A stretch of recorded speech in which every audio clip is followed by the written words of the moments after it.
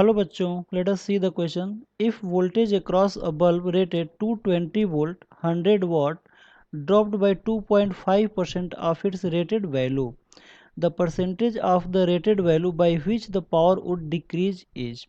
Question ये कर रहा है कि एक बल्ब है, उसके ऊपर वोल्टेज और वाट दोनों लिखा हुआ है, 220 वोल्ट लिखा हुआ है और 100 वाट लिखा हुआ है, लेकिन जो वोल्टेज है वो 2.5% रेटेड वैल्यू से कम हो जाता है। तो हमें बताना है कि कितना फिर परसेंटेज में इंक्रीज होगा, ठीक है ना, परसेंटेज में चेंज होगा पावर के, ठीक है ना, मतलब पावर के फॉर्मूले में कितना चेंज होगा।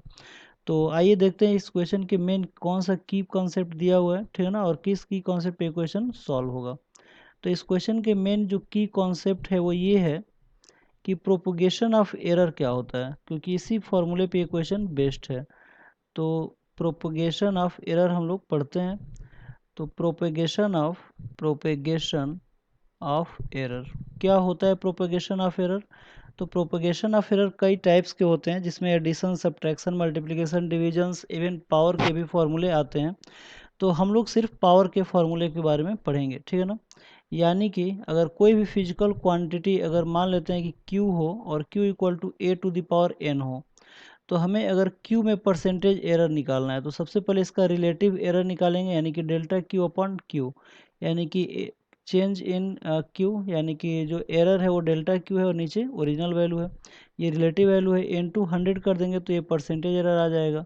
ये किसके इक्वल होगा? तो अगर ये फिजिकल क्वांटिटी A⁴ के बराबर है तो जो भी पावर है उस पावर का मल्टीप्लाई हो जाता है, और जो भी क्वांटिटी है उसका भी हम लोग रिलेटिव एरर निकालते हैं, यानी कि डेल्टा A अपॉन A निकालते हैं और इनटू 100 कर देते हैं। तो ये हमारा प्रोपगेशन ऑफ एरर कहलाता है, ठीक है ना। तो आइए देखते हैं कि इस फॉर्मूले को हम लोग इस क्वेश्चन में कैसे यूज कर सकते हैं, ठीक है ना। तो सबसे पहले इस क्वेश्चन में दिया क्या हुआ है, तो यहाँ पे जो दिया हुआ है 2.5% वोल्टेज का यहाँ पे परसेंटेज एरर दिया हुआ है, यानी कि जो वोल्टेज का जो परसेंटेज एरर है वो है डेल्टा वी अपॉन वी, ये हमारा रिलेटिव एरर हो जाएगा, इनटू 100 कर देंगे तो परसेंटेज एरर हो जाएगा, और ये कितना दिया है? 2.5% ये दिया हुआ है, ठीक है ना। तो हमसे कह रहा है कि फिर पावर में कितना चेंज होगा या कितना कम हो जाएगा, ठीक है ना। तो आइए देखते हैं।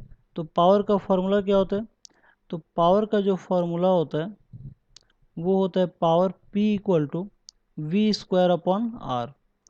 तो यहाँ पे देखने वाली बात यह है कि R जो है वो बल्ब का इंटरनल रेजिस्टेंस है, और ये यहाँ पे R जो है वो कांस्टेंट है, और जो कांस्टेंट का एरर हमेशा 0 होता है, ठीक है ना। Error of constant is 0। कभी भी एरर का जो कांस्टेंट होगा वो हमेशा क्या होता है? 0 होता है, ठीक है ना। तो यहाँ पे जो भी कांस्टेंट है उसको हम लोग छोड़ देंगे, तो यानी कि अगर P का अगर हम लोग परसेंटेज एरर निकालें तो ये हो जाएगा delta P upon P into 100, और इज इक्वल टू R को यहाँ पे इग्नोर करना है, केवल V की बात करनी है, और V की पावर 2 है तो 2 से मल्टीप्लाई हो जाएगा, और ये हो जाएगा delta V upon V into 100, ठीक है।